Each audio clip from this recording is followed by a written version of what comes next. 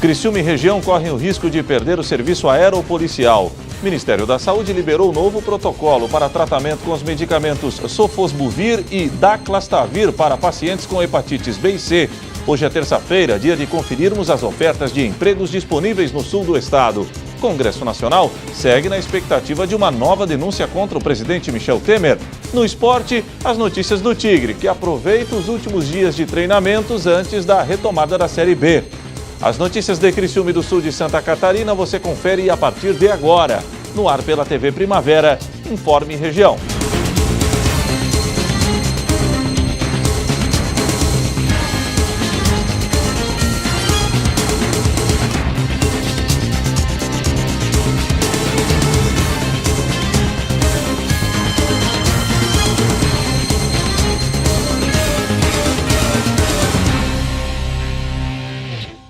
Hoje, terça-feira, 5 de setembro de 2017, para você que sintoniza a tela da TV Primavera, uma boa noite.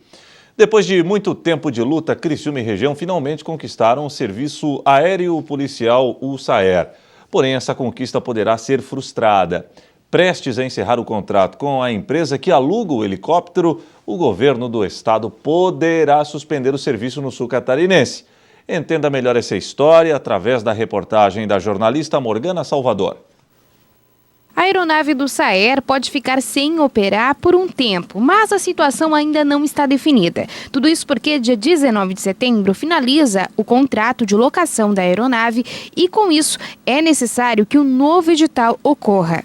Há uns trâmites perante a Delegacia Geral em Florianópolis para que seja lançado um novo edital e essa locação se prossiga e continue sendo prestado o serviço da Polícia Civil na parte aérea aqui na região sul do estado. No momento não existe a possibilidade de prorrogar ou renovar o contrato, já que essa medida foi feita por 5 vezes e agora o caminho é um novo edital. Essa prorrogação já vem ocorrendo há 5 anos. De 5 em 5 anos tem que ter uma nova licitação.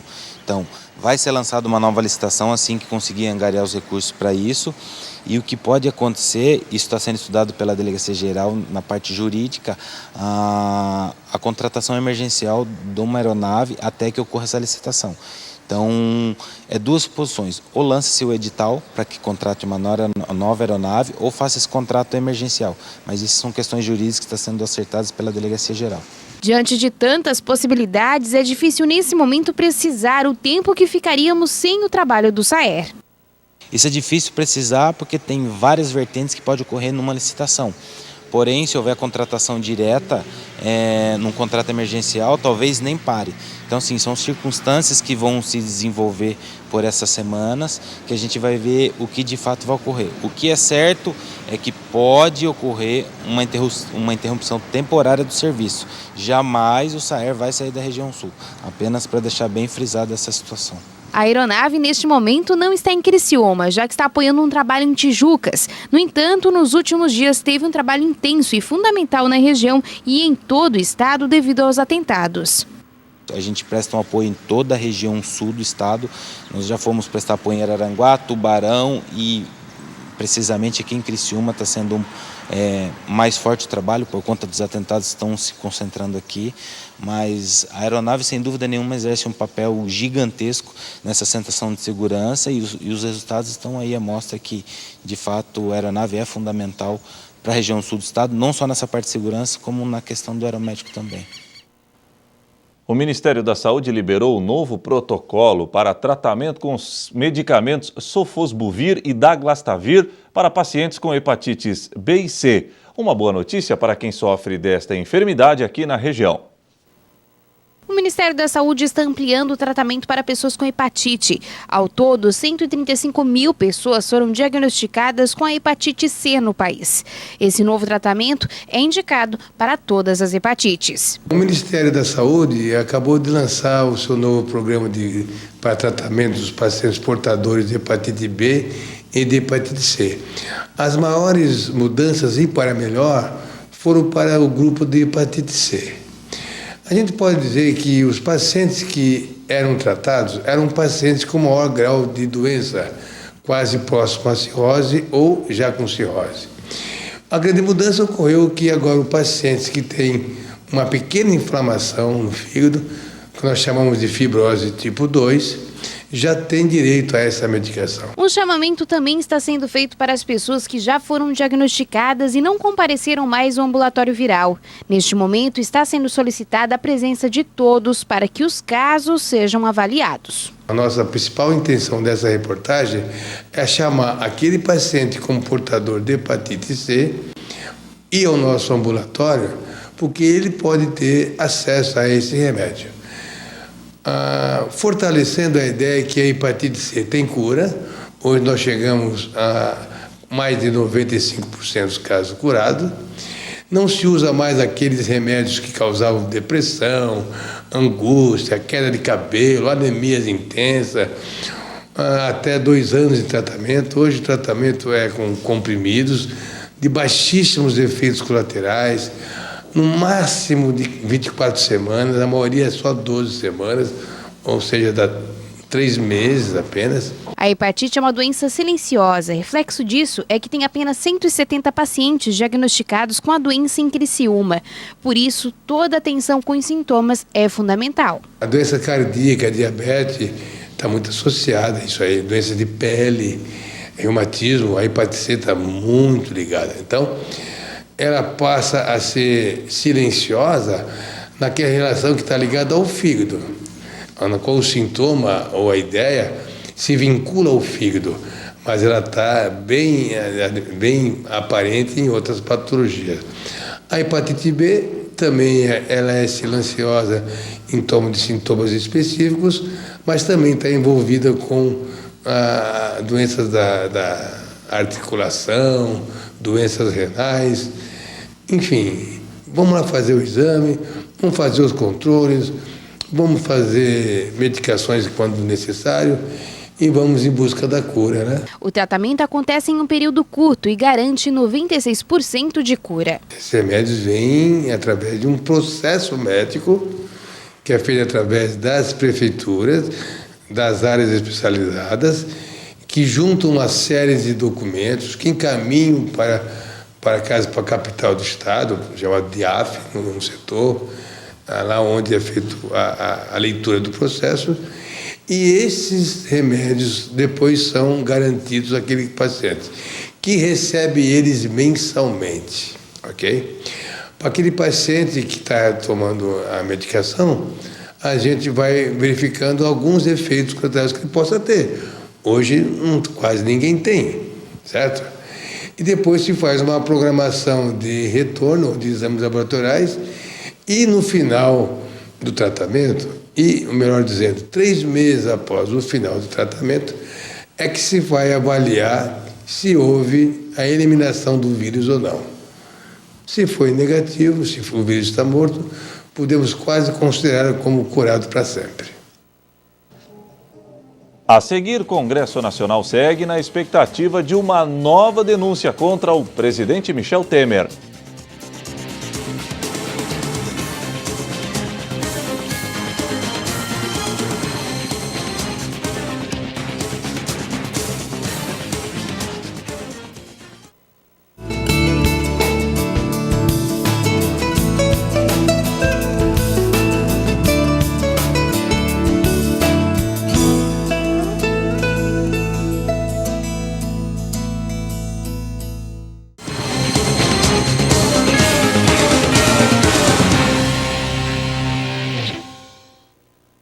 Atenção você que está à procura de uma vaga no mercado de trabalho. Terça-feira é dia de conferirmos as ofertas de empregos disponíveis na região. Empresário independente, vendedora, faxineira, vendedor, serviços gerais, gerente de vendas, costureira, vendedor externo, executivo de vendas, vendedora interna, advogado especializado em direito bancário, técnico em informática, estagiário em administração, cabeleireiro, manicure, gerente de loja, balconista de padaria, cozinheiro, atendente de lanchonete, consultora de vendas, assistente administrativo, jovem aprendiz para o ramo de farmácia, atendente de farmácia, coordenador de produção, vigilante, assessor comercial. Interessados devem buscar mais informações através do site da Associação Comercial e Industrial de Criciúma, ASIC, www.assicri.com.br, ou ir diretamente à sede da instituição, Rua Ernesto Bianchini Góes, número 91, bairro Próspera. O Congresso segue na expectativa de uma nova denúncia contra o presidente Michel Temer ser apresentada pelo Procurador-Geral da República, Rodrigo Janot, que deixa o cargo no próximo dia 17. Segundo o levantamento, em agosto, as emendas liberadas despencaram em comparação aos meses em que tramitaram a primeira denúncia contra o presidente, valor que ultrapassou os 2 bilhões de reais. Ontem, o presidente em exercício, Rodrigo Maia, disse que a possível nova denúncia contra Temer deverá ser analisada de forma rápida pelo Legislativo, mas admitiu que o governo perdeu apoio. Maia também falou sobre a votação da reforma da Previdência e a falta de consenso para a aprovação da reforma política, que foi retomada na última segunda-feira.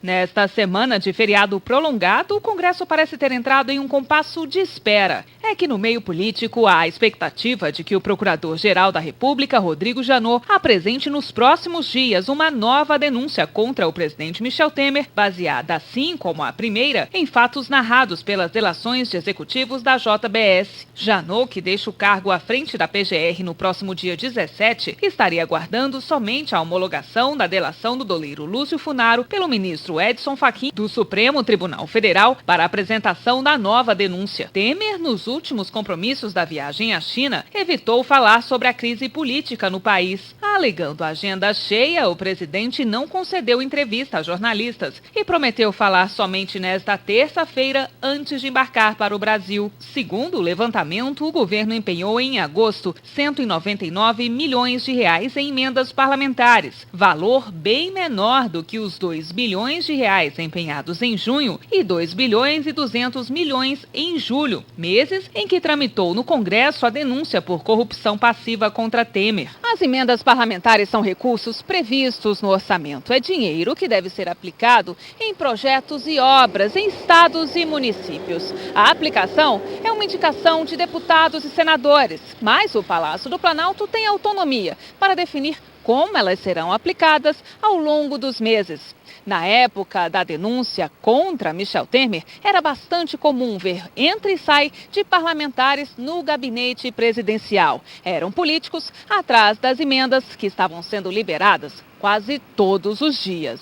Parlamentares da oposição acusaram o presidente de trocar liberação de emendas por apoio político. O Planalto respondeu que não havia relação entre os fatos e que finais de semestre são períodos em que tradicionalmente há maior empenho de emendas. De janeiro a maio, as emendas somaram 102 milhões de reais. Nesta segunda-feira, durante um fórum sobre economia da revista Exame em São Paulo, o presidente em exercício, Rodrigo Maia, disse que a possível nova denúncia contra Temer deverá ser analisada de forma rápida pelo Legislativo. Rodrigo Maia admitiu que as denúncias enfraqueceram o apoio da base. O presidente da Câmara, que ocupa a presidência da República durante a viagem de Michel Temer à China, também afirmou que o governo vai tentar agilizar a aprovação da reforma política. É sempre uma matéria polêmica, porque o Brasil é muito diverso, cada um tem uma reforma política na cabeça, pelo menos cada deputado em cada região.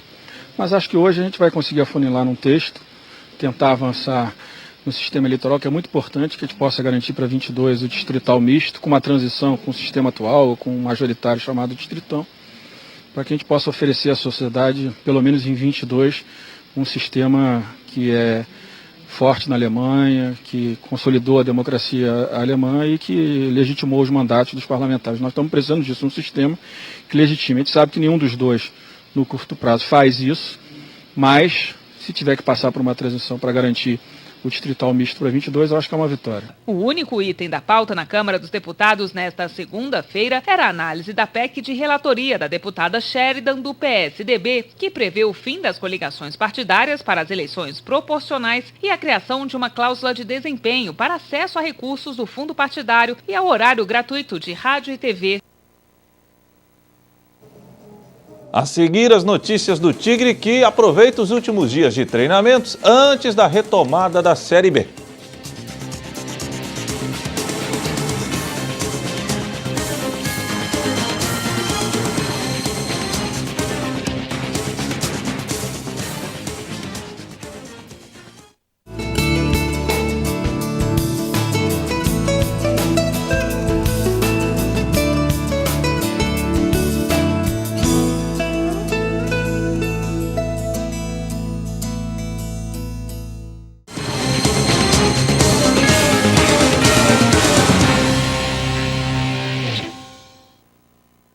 O Criciúma intensificou ainda mais o ritmo dos treinamentos. Sábado, o Carvoeiro retoma sua caminhada na Série B e o objetivo continua sendo o mesmo, brigar por uma vaga no sonhado G4. E neste período longo de treinamentos e sem jogos oficiais, teve atleta que no momento está na reserva que vislumbrou uma grande chance de mostrar serviço ao professor Luiz Carlos Vinck. E os treinamentos podem ser entediantes para alguns jogadores. Porém, quem está fora do time titular viu o período longo de testes como uma grande oportunidade para mostrar serviço ao professor Luiz Carlos Vinck.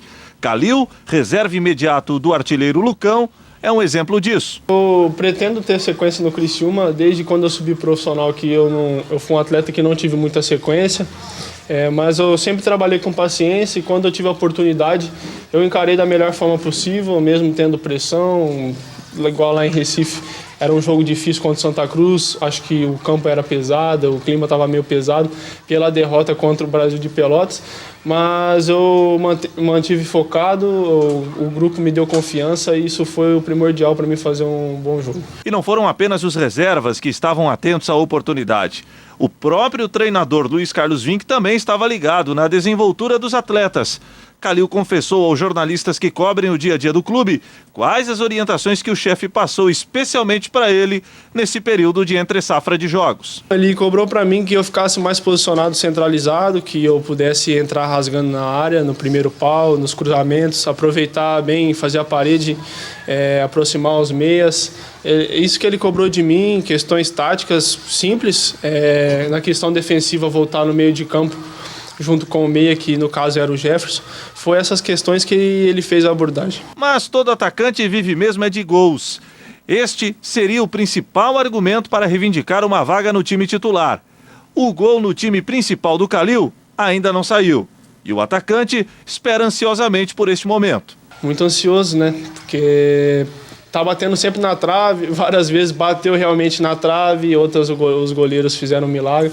Acho que na hora certa vai sair, eu creio, e eu estou preparado porque se tiver outra oportunidade eu vou fazer o gol. E para ter tranquilidade suficiente para que as coisas fluam no Tigre, o jovem atacante tem a receita certa. Aí tem que conversar com a mãe, conversar um pouco com os pais, porque sempre dão tranquilidade, os companheiros sempre também passam confiança, isso é importante. Eu fico sempre ali na concentração pensando nas jogadas dos jogos, o que eu vou fazer no dia do jogo. Eu leio livros, eu escuto música, isso tudo para mim alivia a tensão um pouco, eu esqueço a ansiedade, porque sempre vai ter um pouco de ansiedade antes dos jogos, mas quando entra dentro do campo a gente esquece tudo e fica focado. Quais os motivos do seu desânimo? Qual sua reclamação de Deus? Hoje no Sala de Entrevistas vamos conhecer uma história que envergonhará a todos nós. Derek Rabelo, cego de nascença, não se deixou abalar por sua deficiência. Com uma fé impressionante, o jovem capixaba ganhou o mundo ao surfar com grandes nomes do surf mundial. Kelly Slater e Gabriel Medina são alguns de seus companheiros. As ondas gigantes do Havaí e as manobras radicais em praias da Austrália também são marcas registradas de Derek, o nosso convidado de hoje do Sala de Entrevistas. Como eu cresci nesse ambiente do surf, então eu tinha contato com meu pai, ele já surfava, meus tios, a galera na praia surfava, sempre ouvindo falar. Isso foi despertando um desejo no meu coração e eu realmente quis. E comecei, até meu pai me dar uma prancha quando eu tinha 17 anos. 17 anos você começou a surfar. Como é que foi o seu primeiro contato com o surf? Foi incrível, acho que foi algo ali bem de Deus. Acho que o surf foi um dos presentes que Deus me deu. E desde quando eu comecei ali, minha vida mudou. Tá dentro da água, pegar uma onda. Surf é algo que é indescritível, né? É difícil de explicar a sensação de quando você está surfando. O Sala de Entrevistas vai ao ar logo mais às 8h40 da noite, logo após a propaganda partidária gratuita. A reapresentação do programa será na quinta-feira, também 8h40 da noite. Você acompanha o Sala de Entrevistas através dos canais 12 no analógico e 12.1 no digital, via sistema de TV aberta.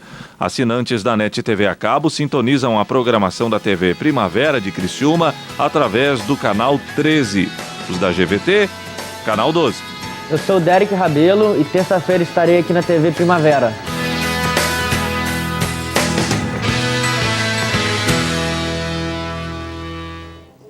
E o Informe Região desta terça-feira fica por aqui. Voltarei amanhã, se Deus assim permitir. Boa noite.